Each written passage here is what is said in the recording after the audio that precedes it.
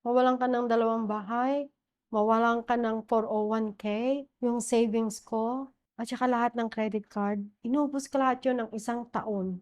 Hindi ko na inano na, kaya nga 2 bahay mo para sa mga anak mo. Wala akong inisip. Basta ako makapagsugal lang, maging zombie lang ako sa sugal. Me and that machine. June 2nd, 2017. Midnight. A nightmare erupts at Resorts World Manila. A lone gunman sets fire to casino tables, igniting fear and chaos. 45 minutes later, We learned overnight that a brazen attack on a casino in the Philippines killed at least 37 people. a tragedy caused not by a terrorist, but by a man crushed by debt, Jesse Javier Carlos. But this wasn't just a random act of violence. Jesse was a former government employee who had lost 4 million pesos in just 3 days, his family's entire savings. Bait po siya. Lalo na po siya niya sa Pilipino na yan. Hindi namin matanggap na nagkaganon siya. Kaya nahihirin po kami ng tawad sa mga disgrasya ng anak. Therefore, what began as a night of gambling entertainment ended in a tragedy that shocked the entire nation. Meron din akong insidente na sinako ako sa parking lot at dinala ako sa isang lugar. Good thing na lang may tumulong sa akin para hindi ako patayin. In the Philippines, gambling isn't just a pastime. It's an obsession worth over 250 billion Philippine pesos yearly. But behind the flashing lights and jackpot dreams lies a growing epidemic destroying thousands of Filipino families that nobody's talking about. Talagang iwanan na ako ng pamilya ko. Yung misis ko, wala na talaga, nanawa na sa akin. Therefore, we must understand how this addiction develops and what can be done to stop it. Nag-attempt actually ako na mag-suicide. I attempted to kill myself. With over 3.8 million Filipinos grappling with gambling addiction, the societal impact is profound. The economic toll exceeds 50 billion pesos annually, encompassing lost productivity, healthcare costs, and law enforcement expenses. It will drain you physically, emotionally, financially. It will drain you of everything. Even life itself. It will drain everything from you. Pati dignidad ko, sinugal ko na.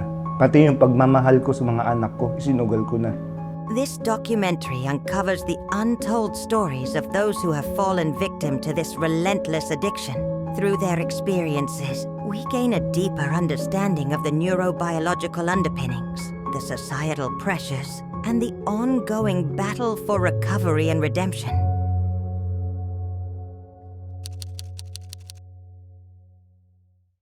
Gambling isn't new to the Philippines.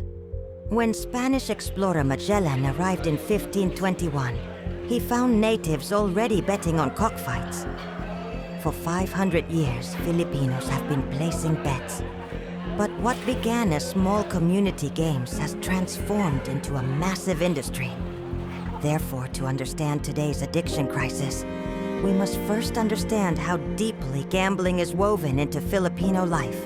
By the 1800s, cockfighting arenas, card games, and lotteries were everywhere. The American rulers also tried to outlaw gambling after 1898, but by 1912, they gave up and decided to tax it instead. The big change came during the Marcos era. In 1977, the government created PAGCOR, the Philippine Amusement and Gaming Corporation, to control all gambling operations. This opened the door for big casinos and betting centers throughout the country. Today, gambling is everywhere. In Metro Manila alone, there are more than 20 casinos. Yung previous visits ko na supposedly for pastime lang and palipas oras lang, eventually naging full-blown addiction siya. Many Filipinos start gambling just for fun or to make extra money. But casual betting often becomes a dangerous habit. Therefore, what begins as entertainment can quickly turn into addiction that ruins lives. Noong pagka-graduate ko ng high school, 37 years na ako nagsasabong.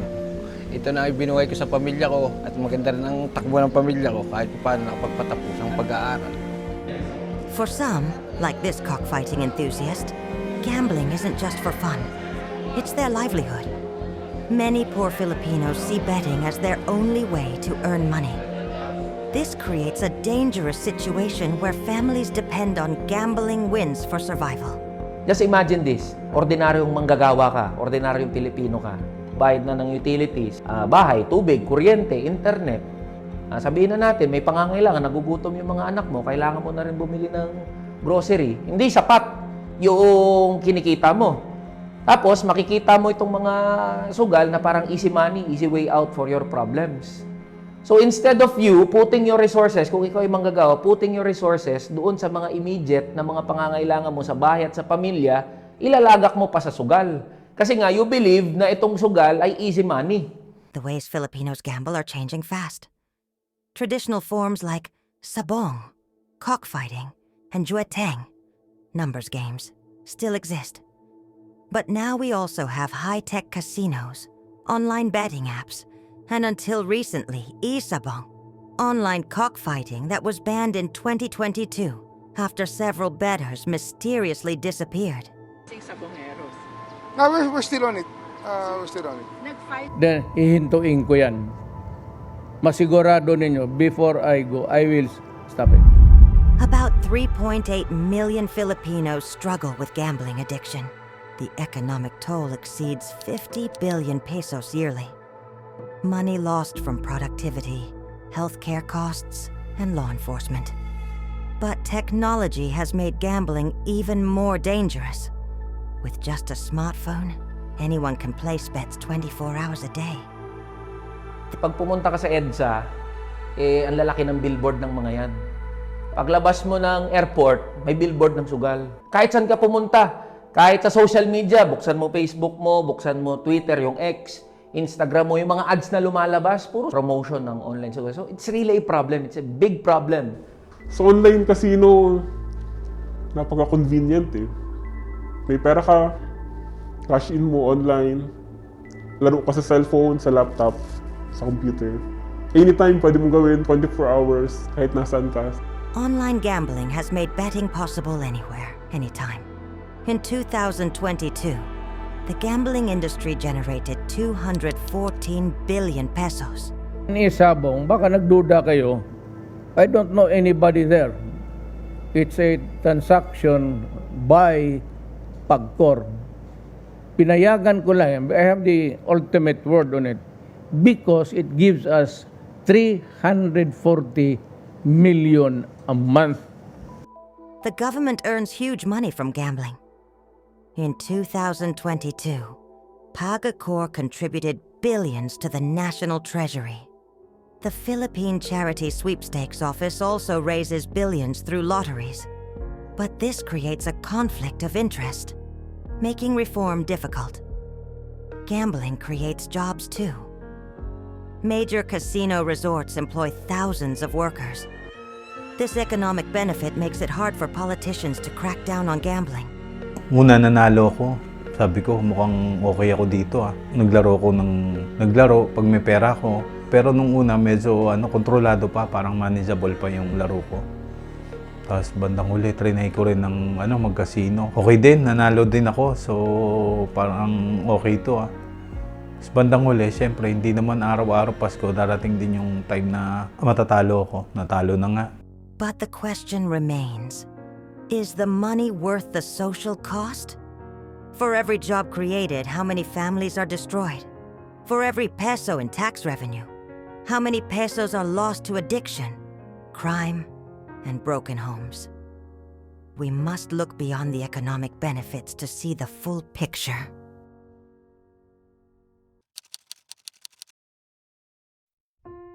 Behind the jackpot dreams and flashing lights lies a world of shattered families, unpaid debts, and lost futures.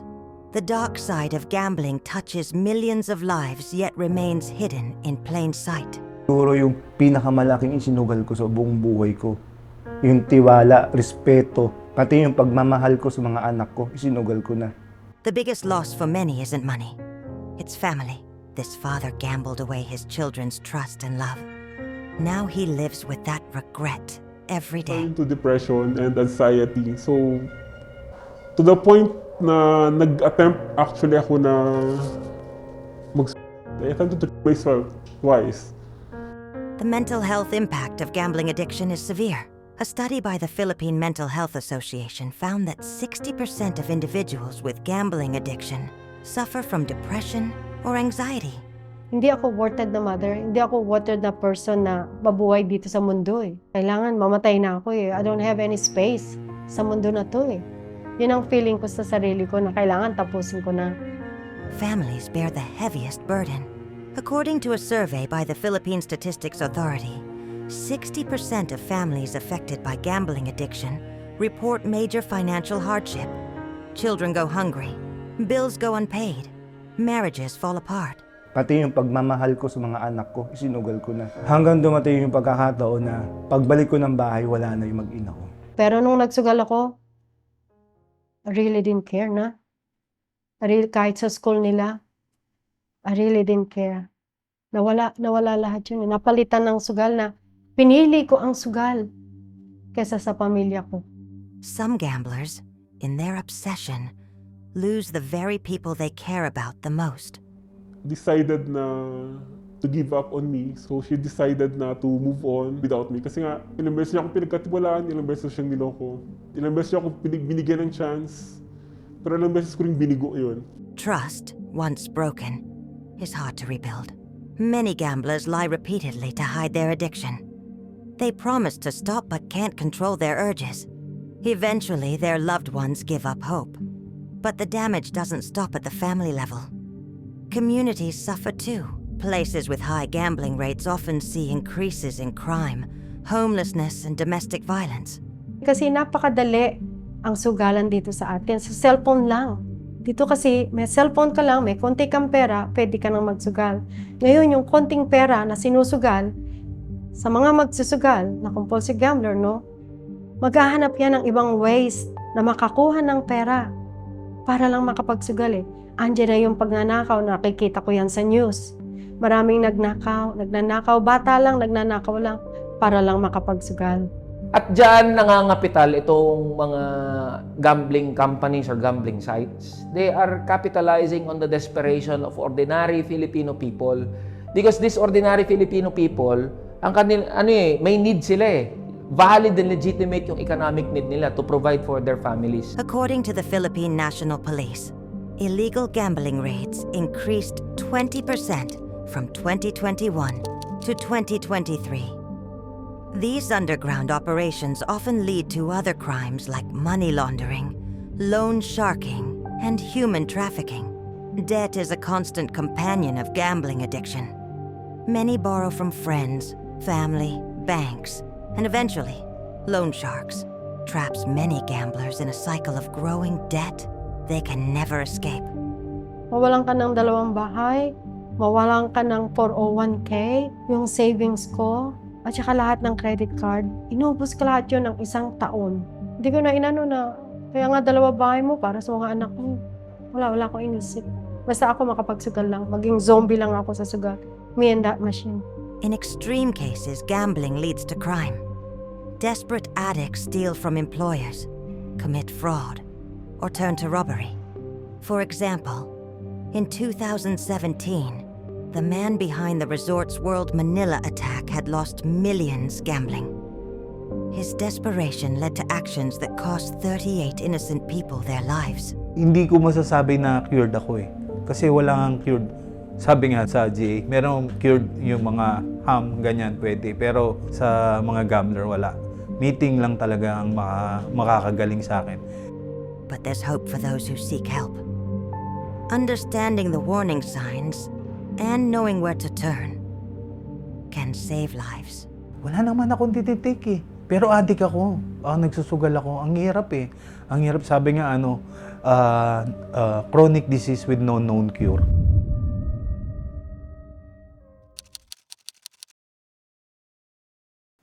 Why can't addicts simply stop, even when they're losing everything? The answer lies in brain chemistry. I fell into depression and anxiety. So, to the point na nag-attempt actually ako na I attempted to kill myself twice. Think about getting exciting news or winning a game. Your brain releases dopamine, a chemical that makes you feel good. But gambling triggers a much stronger dopamine response. Therefore, your brain starts craving that feeling more and more. Doon sa big loss na yon, doon ako naka-experience ng matinding emosyon. Aside from doon sa first high ko na naging masaya ako, doon din ako naka-experience na nakaka-addict na galit, inis, disappointment. No? Brain scans of gambling addicts show altered activity in regions controlling decision-making and impulse control. When someone gambles regularly, their brain actually changes in ways similar to drug addiction. Every time na matatalo ako, bumabalik ako with a bigger capital. Nararamdaman ko na I'm not playing anymore for money. I'm playing for my emotion na. Nawala yung logical thinking ko kasi ang lagi nasa isip ko is pag ako nanalo, maaayos ko ang lahat. Yun lagi ang nasa utak ko. Online gambling makes this worse. The instant access, flashy animations, and quick results create a perfect storm for addiction. A gambler can place hundreds of bets in a single hour. The design of gambling games is no accident. Slot machines, lottery tickets, and betting apps are carefully engineered to maximize excitement and keep people playing. Random rewards, never knowing when you'll win, create the strongest addiction. Bilang isang Pilipino sa banyagang lugar, ang sabi lang nila, mag-stay lang daw ako sa casino para mabigyan ako ng mga perks. Stay ka lang dito, ako bahala sa'yo. You will have free drinks, free tickets. So, I stayed. Games that create near misses, almost winning, are particularly dangerous because they trick the brain into thinking a win is coming soon. The gambling industry knows these facts well. That's why casinos don't have clocks or windows. They want you to lose track of time, to keep you playing longer. Factors like family history, early big wins, stress levels, and mental health all play a role. Understanding these risk factors is crucial for prevention and treatment. Sa Pilipinas, hindi pa considered na mental health disease ang sugal. Cognitive behavioral therapy has proven effective for many gambling addicts. This treatment helps people identify negative thought patterns and develop healthier responses. Support groups like Gamblers Anonymous also help many stay gambling-free. Nung nagpunta na nga ako dito sa support group na to, binago ko lahat. Pati sa trabaho ko, ugali ko, lahat. Nakatulong talaga sa akin ang support group. Kailangan nga lang, sa lahat ng ginagawa ko, maging consistent ako. Nandito na yung naging responsible ako, accountable. Nagkaroon ako ng humility. But treatment can be expensive and hard to find. Private rehab programs in the Philippines cost between 10,000 pesos and 100,000 pesos per month. Government facilities are cheaper but have limited space. Therefore, many addicts never get the help they need. Recovery isn't a straight line. Relapses are common. You know, I will be good for a few months or 1 year, the most. Balik uli ako sa sugal. According to treatment specialists, many gamblers require multiple attempts before achieving lasting recovery. The brain takes time to heal and create new, healthier pathways. Understanding the brain science behind gambling addiction helps remove the shame and stigma. Pero talaga, nung nagpunta na ako sa support group, talagang doon ako nagbago. Second time. Addicts aren't weak or immoral. They're fighting a powerful biological response that's very difficult to overcome without proper support.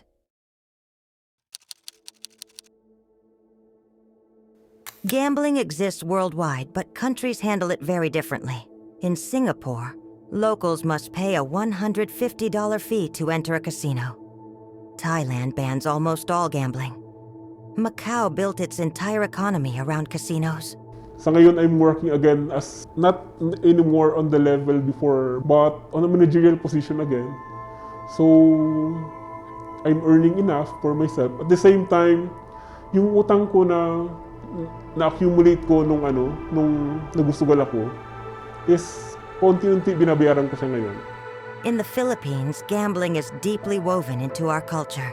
From town fiestas with carnival games to family gatherings with mahjong, betting is a normal part of social life. A 2019 survey found that 63% of Filipinos believe gambling is morally wrong, but 59% admitted to gambling in the past year. We live with a cultural contradiction. Gambling is both accepted and condemned. Many Filipinos see gambling as a way out of poverty. Winning the lottery or scoring big at sabong seems like an escape from financial struggles. But the odds always favor the house. Therefore, what starts as hope often ends in deeper poverty. Sasabihin ko na naman sa sarili ko, I will never go back out and gamble. Pero the minute na nagkaroon ako ng pera, nakakalimutan ko yung pangako ko sa sarili ko. Magsusugal na naman ako. The Catholic Church published a primer in 2006 stating that all forms of gambling corrupt and destroy lives. No to gambling. It breaks the moral fabric of a productive community like the Philippines, no? But religious warnings haven't stopped the growth of the industry. While our neighbors take strict measures to protect their citizens, the Philippines remains one of the most open gambling markets in Southeast Asia. Sapat ba yung regulation natin pagdating dito sa laganap na pag-advertise ng sugal? Bakit yung pagyoyosi? Bakit yung pag-inom? Highly regulated yung advertisement. Same din naman, bisyo rin yung mga yun eh. In the same manner, bisyo rin ang pagsusugal. Pero bakit napaka-rampant ng pag-advertise dito sa online gambling sites? So, we need to review and we need to revisit these gambling regulations, especially online gambling sites. We have more casinos that allow locals, fewer restrictions, and until recently, hosted offshore gambling operations serving Chinese bettors. Unlike other countries, the Philippines has PAGCOR, both regulating and operating gambling establishments. This creates a conflict of interest. In most developed countries, the regulator is independent from operators. So there must really be a problem with PAGCOR and our gambling regulations and policies. So the government must take a look into that. Otherwise, henerasyon, tulad ng paulit-ulit kong sinasabi, ang aatakihin nitong problema natin sa pagsusugal ay yung susunod na henerasyon. Small-scale, community-based gambling has different effects than commercial gambling. When neighbors gather for card games or cockfights, there's social connection and accountability. But commercial gambling is designed to maximize profits by encouraging excessive play. Therefore, the social constraints that once limited gambling are disappearing. Gambling is also marketed differently across cultures. In the Philippines, lotteries are promoted as helping charity. Casinos highlight luxury and excitement. These messages normalize gambling and hide its risks. But attitudes are slowly changing. After high-profile tragedies like the Resorts World Manila attack and the disappearance of Isabong bettors, more Filipinos are questioning whether gambling's costs outweigh its benefits.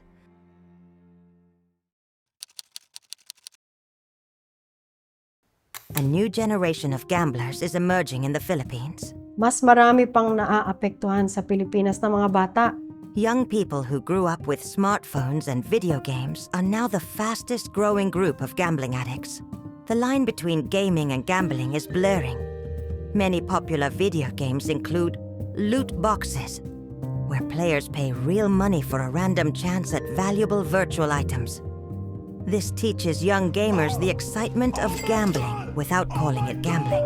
This interviewee started at just 7 years old, introduced by his uncle. Siguro ako ay 7 years old. Na-introduce ako dahil nung tiyuhin ko. Inuutusan nila ako magpainom ng manok, magpatuka ng manok. Doon ako nahilig sa manok. Esports betting is also hooking young Filipinos. With massive popularity of games like Mobile Legends and Dota 2, many teens and young adults bet on professional matches. The global esports betting market is projected to reach $15 billion by 2025. Mobile payment apps like GCash have made it easier for young people to gamble online. Even though there are age restrictions, verification is often weak. And even if there is regulation or there are regulations in place, I think may problema doon sa implementation. Kasi tanungin natin, okay, sabihin natin, nire-regulate itong mga online gambling sites. How sure are we na hindi ito na-access ng mga kabataan? How sure are we na hindi ito na-access basta-basta ng mga tao na hindi naman intended na maka-access dito sa mga sites na to? Some minors use their parents' accounts or find other ways around the rules. Senator Lito Lapid raised concerns that minors are accessing online gambling through social media and payment platforms. Tingin nyo dapat i-regulate pa ng gobyerno? Dapat. Para para kumita naman ng gobyerno. Hindi yung isang taong kaya nga nababansagan yung iba, gambling lord kawawa naman yung mga kababayan natin. Their inexperience and naivete make them vulnerable to addiction and fraud. Parents need to talk openly with children about gambling risks. Just as we warn kids about drugs and alcohol, we should explain the dangers of betting money, even small amounts.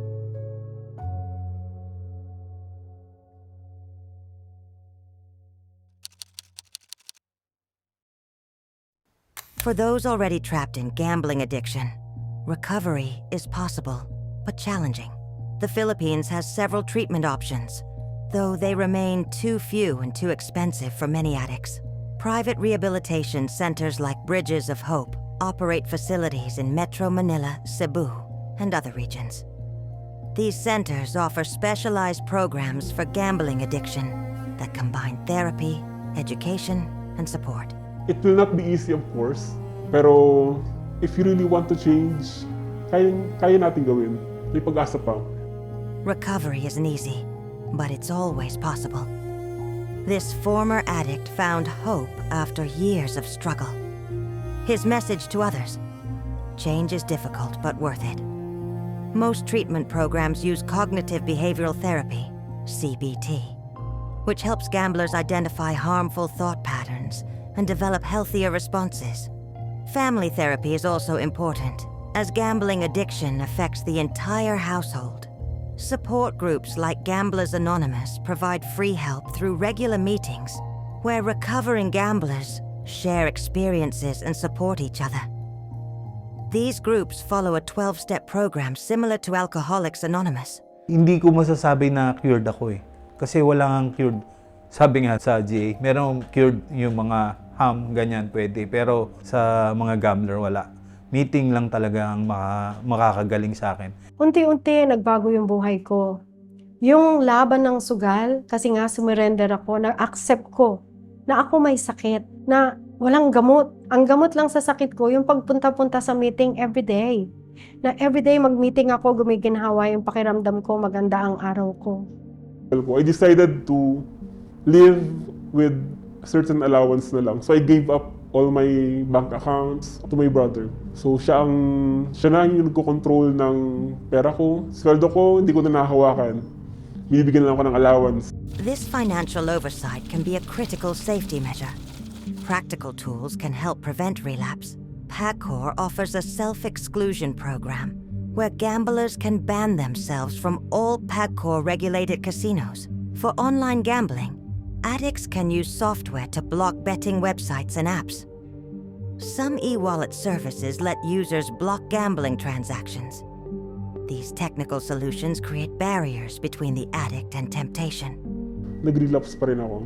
So, even if I stayed sa rehab for 15 months, paglabas ko, balik ako sa sugal.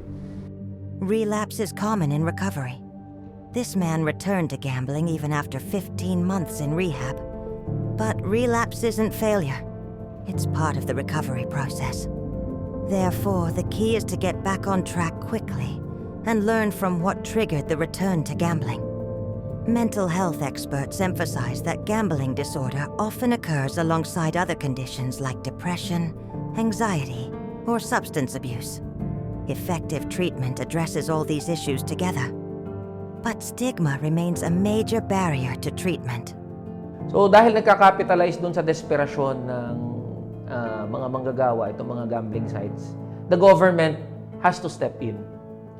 Paano matutulungan ng gobyerno itong mga manggagawa na makalabas dito sa cycle ng pagsusugal? As simple as addressing their economic needs and concerns. What is that? Taas niyo yung sahod ng mga manggagawa. Kung hindi nyo kayang itaas yung sahod ng mga manggagawa, pababain nyo yung presyo ng mga bilihin. Pinuputol mo yung dahilan kung bakit pumapasok yung mga manggagawa at ordinaryong Pilipino dito sa pagsusugal. At yung dahilan na ngayon ay yung desperasyon nila na makalabas, makaalis doon sa kanilang sitwasyon na napakahirap. And if the government will do its part, its job, not only in regulation, but also providing socio-economic welfare, socio-economic services to the Filipino people, especially the workers, tingin ko drastically mapapababa itong bilang ng mga nagsusugal. Many Filipinos are ashamed to admit they have a gambling problem and hide it until the damage is severe. Reducing shame and normalizing help-seeking are important steps forward.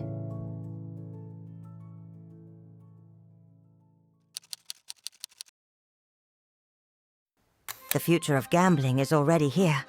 Cryptocurrency betting allows anonymous wagering without banks or government oversight. Esports betting attracts young fans. Virtual reality casinos create immersive experiences from home. The Philippines ranks high in cryptocurrency adoption, making crypto gambling a growing concern. These platforms often operate beyond government control and allow completely anonymous betting. The government is taking notice. In 2023, the Philippine Congress passed the Online Gambling Regulation Act to tighten controls. This law requires stricter licensing, enhanced monitoring of financial transactions, and mandatory self-exclusion options. There are also proposals to ban gambling advertisements that could entice youth, and to require social media and e-wallet companies to implement better age verification systems. Some advanced systems use artificial intelligence to detect problem gambling patterns. If someone plays overnight for many hours or repeatedly deposits large sums after losses, the system can flag this behavior and suggest a break. Experts recommend creating an independent gambling regulator, separate from PAGCOR, to avoid conflicts of interest. They also suggest requiring operators to contribute to a dedicated fund for addiction treatment. But any reforms face resistance from the powerful gambling industry and government agencies that rely on gambling revenue. Change will require strong public support and political will. We began our journey with the tragedy at Resorts World Manila, a stark reminder of gambling addiction's destructive power. Behind every statistic are real people. The father who lost his family, the recovering gambler who was left by his wife, the mother who gambled away her children's food money. Gambling has trapped millions of Filipinos in a cycle of addiction. The economic costs reach 50 billion pesos yearly, but the human cost is immeasurable. Nag-relapse pa rin ako. So, even if I stayed sa rehab for 15 months, paglabas ko, balik ako sa sugal. The path forward requires everyone to act. Government must strengthen regulations and invest in treatment.